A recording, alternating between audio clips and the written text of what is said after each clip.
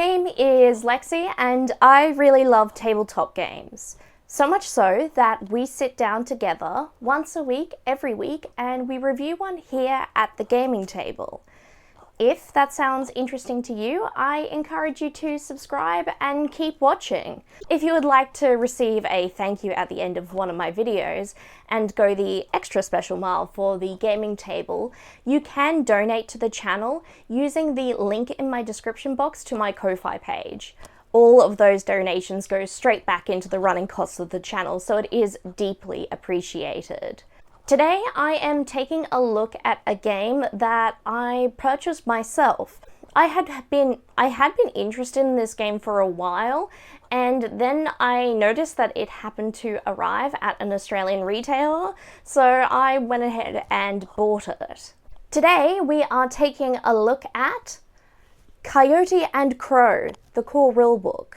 In 1402, a great comet was seen across the skies in the Northern Hemisphere. It was recorded across multiple sources in multiple cultures.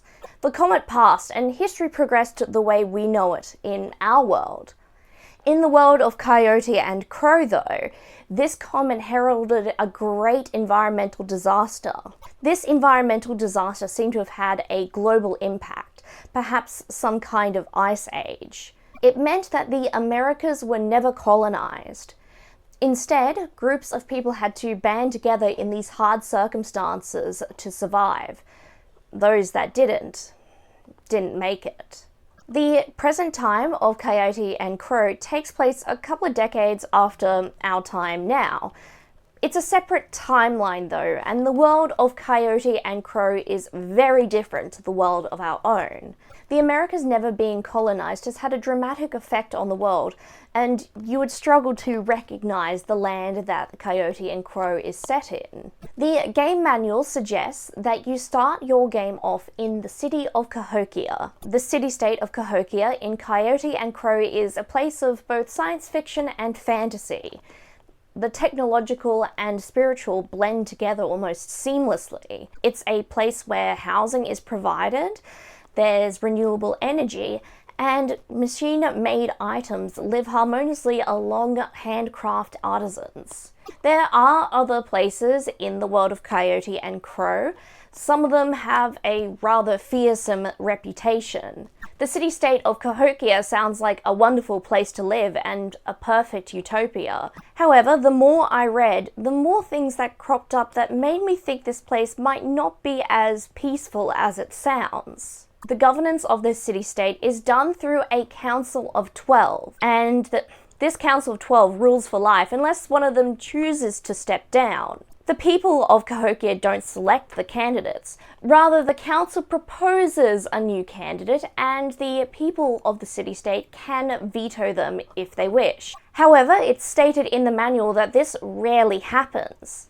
This Council of 12 not only controls aspects of governance, the economy, but they also have power over law enforcement, and they are often the judges for criminal cases. In this game, the manual suggests that if you are perhaps newer to the game, that your players all take on the roles of Suyata. The Suyata are appointed by the Council of 12, and they have special privileges to engage in violence to prevent crime. In addition, the appointment to Suyata is not always a public one, so someone could secretly be a member of law enforcement. I think you could perhaps see where some of my uneasiness comes from.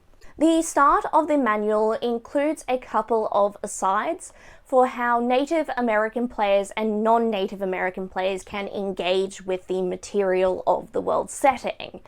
The manual encourages Native American players to use their own knowledge and their own culture. For non-native players, the manual wants you to put aside any knowledge you might have and just use the material in the book. Perhaps what you think you know to be accurate might not be so accurate. In general, I think the setting of Coyote and Crow is so far away from our own world that it would be very difficult to make use of our own knowledge in the setting. I did read that there was some controversy about these asides. I'm perfectly fine with them. I think they're a helpful guide for people to engage with the material in the game. I haven't quite given myself enough time in this review to go over all the mechanics in detail. I think the setting caught a bit more of my attention, so I do apologise that this section is a bit briefer than it normally is in my other reviews. This is a game that is played using pools of d12s. The Game Master will create a challenge number for the players to overcome.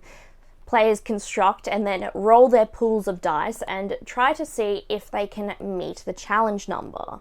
You want to roll high on the dice because that's going to give you more successes. If the challenge isn't against an inanimate obstacle, but it's against something intelligent, instead of meeting a challenge number, the two characters might have to engage in a roll-off, rolling to see who gets the most successes. Something I really liked about this game's dice pooling mechanic is the d12s, if you roll a 12 on them, can explode, so you then get to roll another die. On the inverse though, if you happen to roll a 1, that can cancel out one of your successes. I think that makes the dice pooling a little bit more dramatic and a little bit more volatile in a fun way. You start your creation with your character's background, their motivation, their path, and archetype. Only after you've completed these steps do you then get to assign the numbers. If you don't want to go through the whole character creation process and you're looking to start playing quickly, there are some templates in the books for potential character builds, and those are pretty easy to crib to a different character concept. This is a very beautifully put together game. The illustrations of this world are colourful and saturated and often breathtaking with the technology that this world presents. The world it is depicting is a very alien world. The world of Coyote and Crow is so different to our own by being on an alternative timeline that you might as well be looking at another planet. It's not worthwhile, in my opinion, to try bring your own knowledge into the world of the game. The world of the game, Coyote and Crow and the world it's created is absolutely inspired by different Native American history, culture, and folklore. The world of Coyote and Crow is absolutely inspired by Native American history, culture, folklore, and multiple other aspects. But it takes place in a distant future in a world that we didn't experience. I'm uncertain of is I'm not sure if I'm meant to view Cahokia as a good place or a deeply corrupt place. There just were some details that had me baffled.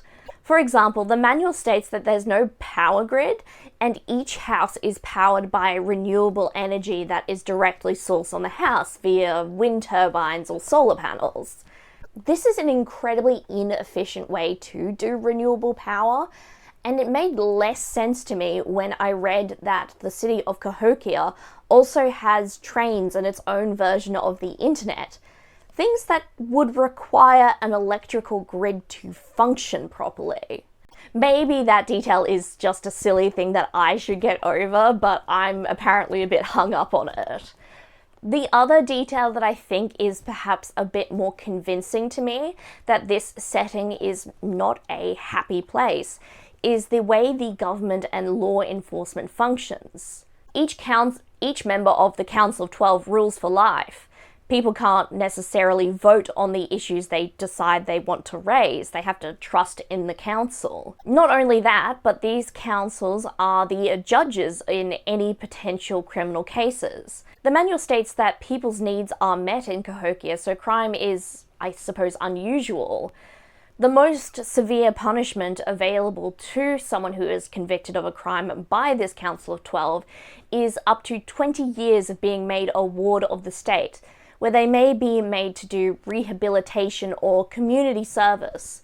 In this time, they are not able to earn any wages for the work that they perform. So that kind of sounds like slavery to me, or at least something close to it. The person, it can be made to work for the community for no pay.